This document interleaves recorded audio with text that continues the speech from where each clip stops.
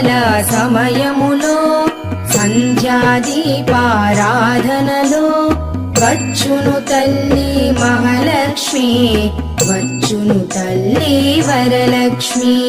కాళ్లకు గజ్జెలు కట్టింది, మెడలో హారము వేసింది, పిలచిన వెంటనే పలికింది, అడిగినదంతా ఇచ్చింది. సాయంకాల సమయములో సంధ్యాదీపారాధనలో వచ్చును తల్లి మహాలక్ష్మి, వచ్చును తల్లి వరలక్ష్మి.